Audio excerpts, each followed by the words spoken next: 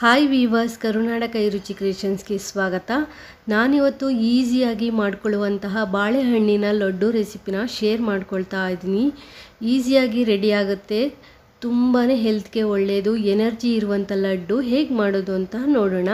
ನಾನಿಲ್ಲಿ ತುಂಬ ಹಣ್ಣಾಗಿರುವಂತಹ 3 ಬಾಳೆಹಣ್ಣನ್ನು ತೆಗೆದುಕೊಂಡಿದ್ದೀನಿ. ಕೆಲವೊಮ್ಮೆ ಬಾಳೆಹಣ್ಣು ಮೇಲ್ಗಡೆ ಸಿಪ್ಪೆ ಎಲ್ಲ ಕಪ್ಪಗಾಗಿರುತ್ತೆ, ಒಳಗಡೆ ಹಣ್ಣು ಚೆನ್ನಾಗಿರುತ್ತೆ. ಅಂಥ ಹಣ್ಣನ್ನು ನೀವು ಇಲ್ಲಿ ಉಪಯೋಗಿಸ್ಬೋದು. ಅಥವಾ ಪಚ್ಚ ಬಾಳೆಹಣ್ಣು ಅಥವಾ ನಾರ್ಮಲಾಗಿ ನಾವು ಏಲಕ್ಕಿ ಬಾಳೆಹಣ್ಣು ತಿನ್ನಲಿಕ್ಕೆ ಯೂಸ್ ಮಾಡ್ತೀವಲ್ಲ, ಆ ಬಾಳೆಹಣ್ಣು ಸಹ ನಾವಿಲ್ಲಿ ಉಪಯೋಗಿಸ್ಕೋಬಹುದು. ಬಾಳೆಹಣ್ಣನ್ನು ಸ್ಪೂನು ಅಥವಾ ಮ್ಯಾಶರ್ ಸಹಾಯದಿಂದ ಈ ರೀತಿ ನೀವು ಮ್ಯಾಶ್ ಮಾಡಿ ಇಟ್ಕೊಳ್ಳಿ, ಅಥವಾ ಮಿಕ್ಸಿ ಜಾರ್ಗೆ ಹಾಕಿ ಗ್ರೈಂಡ್ ಮಾಡಿನೂ ಸಹ ಇಟ್ಕೋಬಹುದು. ಸ್ಟವ್ ಮೇಲೆ ಒಂದು ಪ್ಯಾನ್ ಇಟ್ಕೊಂಡಿದ್ದೀನಿ. 1 ಕಪ್ಪು ತೆಂಗಿನಕಾಯಿ ತುರಿಯನ್ನು ಸೇರಿಸ್ಕೊಂಡು ನಾನಿಲ್ಲಿ ಫ್ರೈ ಮಾಡ್ಕೊಳ್ತಾ ಇದ್ದೀನಿ.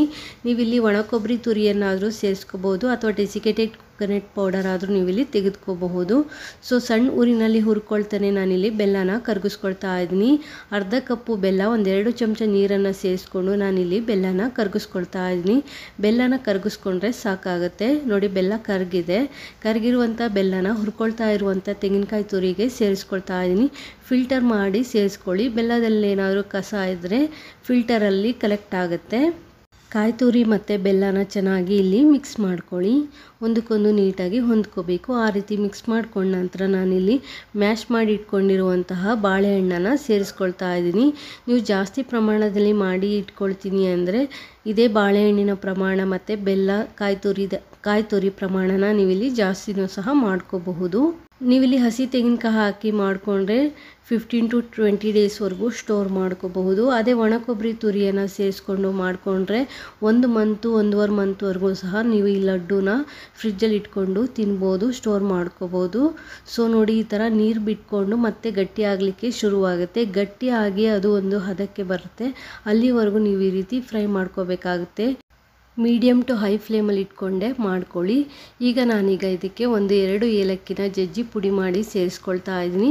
ಬರೀ ಏಲಕ್ಕಿ ಒಳಗಡೆ ಇರುವಂಥ ಬೀಜನ ಮಾತ್ರ ನಾನಿಲ್ಲಿ ಕುಟ್ಟಿ ಸೇರಿಸ್ಕೊಂಡಿದ್ದೀನಿ, ಸಿಪ್ಪೆಯನ್ನು ಸೇರಿಸ್ಕೊಂಡಿಲ್ಲ. ಏಲಕ್ಕಿ ಪುಡಿಯನ್ನು ಸೇರಿಸಿದ ನಂತರ ಚೆನ್ನಾಗಿ ಮಿಕ್ಸ್ ಮಾಡ್ಕೊಳ್ಳಿ. ಹಾಗೆ ನಾನ್ ಸ್ಟಿಕ್ ಪ್ಯಾನ್ ಆದರೆ ತಳ ಹತ್ತಲ್ಲ, ಬಟ್ ಬೇರೆ ಯಾವುದಾದ್ರೂ ಪಾತ್ರೆ ಯೂಸ್ ಮಾಡಿಕೊಂಡು ನೀವು ಈ ರೀತಿ ಮಾಡ್ತಾ ಇದ್ದರೆ ಅವಾಗವಾಗ ಕೈ ಬಿಡ್ದೇ ನೀವು ಮಿಕ್ಸ್ ಮಾಡ್ತಾ ಇರಬೇಕಾಗುತ್ತೆ. ಹಾಗೆ ಲೋ ಫ್ಲೇಮಲ್ಲೇ ಮಾಡ್ಕೋಬೇಕಾಗುತ್ತೆ. ನಾನ್ ಸ್ಟಿಕ್ ಆದರೆ ನೀವು ಹೈ ಫ್ಲೇಮಲ್ಲಿ ಇಟ್ಕೊಂಡು ಸಹ ಮಾಡ್ಕೋಬೋದು. ನೋಡಿ, ಈ ರೀತಿ ಗಟ್ಟಿ ಆಗ್ತಾ ಬರುತ್ತೆ. ಗಟ್ಟಿಯಾಗಿ ಉಂಡೆ ಕಟ್ಟುವ ಹದಕ್ಕೆ ಬರುತ್ತೆ. ಅಲ್ಲಿವರೆಗೂ ನೀವು ಫ್ರೈ ಮಾಡ್ಕೋಬೇಕಾಗುತ್ತೆ. ಒಂದು 7-8 ನಿಮಿಷಗಳ ಕಾಲ ಟೈಮ್ ತೆಗೆದುಕೊಳ್ಳುತ್ತೆ. ಒಂದು ಸ್ವಲ್ಪನ ಕೈಯಲ್ಲಿ ಈ ರೀತಿ ಉಂಡೆ ಮಾಡಿ ನೋಡಿ. ಉಂಡೆ ಕಟ್ಟುವ ಹದಕ್ಕೆ ಬಂದರೆ ಕನ್ಸಿಸ್ಟೆನ್ಸಿ ಪರ್ಫೆಕ್ಟ್ ಆಗಿದೆ ಅಂತ. ಈಗ ನೀವು ಫ್ಲೇಮನ್ನು ಆಫ್ ಮಾಡಿ ಇದನ್ನ ಒಂದು ಪ್ಲೇಟ್ ಮೇಲೆ ತೆಕ್ಕೋಬೋದು.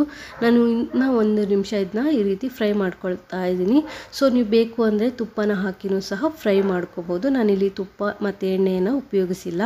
ಈಗ ರೆಡಿಯಾಗಿರುವಂತಹ ಬಾಳೆಹಣ್ಣಿನ ಮಿಶ್ರಣನ ಒಂದು ಪ್ಲೇಟ್ ಮೇಲೆ ಸೇರಿಸ್ಕೊಳ್ತಾ ಇದ್ದೀನಿ.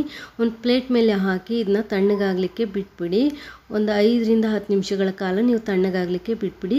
ಕೈಯಲ್ಲಿ ಮುಟ್ಟುವಷ್ಟು ಬಿಸಿ ಇದ್ದರೆ ಸಾಕಾಗತ್ತೆ. ಪೂರ್ತಿಯಾಗಿ ತಣ್ಣಗಾಗಬೇಕಂತ ಏನೂ ಇಲ್ಲ. ಕೈಯಲ್ಲಿ ಮುಟ್ಟುವಷ್ಟು ಬಿಸಿ ಇರಬೇಕಾದ್ರೇ ನಾನಿಲ್ಲಿ ಉಂಡೆಯನ್ನು ಕಟ್ಟಿ ನಿಮಗೆ ತೋರಿಸ್ತಾ ಇದ್ದೀನಿ. ಪೂರ್ತಿಯಾಗಿ ತಣ್ಣಗಾದ ನಂತರ ಕೈಗೆ ಅಂಟಲ್ಲ. ಸ್ವಲ್ಪ ಬಿಸಿ ಇದ್ದಾಗ ನೀವೇನಾದರೂ ಮುಟ್ಟಿದರೆ ಕೈಗೆ ಅಂಟ್ಕೊಳ್ಳುತ್ತೆ. ನೋಡಿ, ಈ ರೀತಿ ನೀವು ಉಂಡೆನ ಕಟ್ಕೊಳ್ಳಿ. ಬೇಕು ಅಂದರೆ ಕೈಗೊಂದು ಸ್ವಲ್ಪ ತುಪ್ಪನ ಸವರ್ಕೊಂಡು ನೀವಿಲ್ಲಿ ಉಂಡೆನ ಕಟ್ಬೋದು. ಉಂಡೆ ಕಟ್ಟಿದ ನಂತರ ಈ ರೀತಿ ಡೆಸಿಕೇಟೆಡ್ ಕೋಕೋನಟ್ ಪೌಡರು ಅಥವಾ ಒಣ ಕೊಬ್ಬರಿ ತುರಿಯಲ್ಲಿ ನೀವು ಲಡ್ಡುನ ಉರುಳಿಸ್ಬಿಟ್ಟು ಎತ್ತಿಟ್ಕೋಬಹುದು. ನೋಡ್ತಾ ಇರ್ಬೋದು ಎಷ್ಟು ಚೆನ್ನಾಗಿ ಬಂದಿದೆ ಅಂತ. ತುಂಬಾ ಟೇಸ್ಟಿಯಾಗಿರುತ್ತೆ.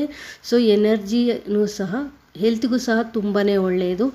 ಬಾಳೆಹಣ್ಣು ಬೇಸಿಗೆ ಸಮಯದಲ್ಲಿ ಸ್ವಲ್ಪ ಒಣಗಿ ಕಪ್ಪಗಾಗುತ್ತೆ.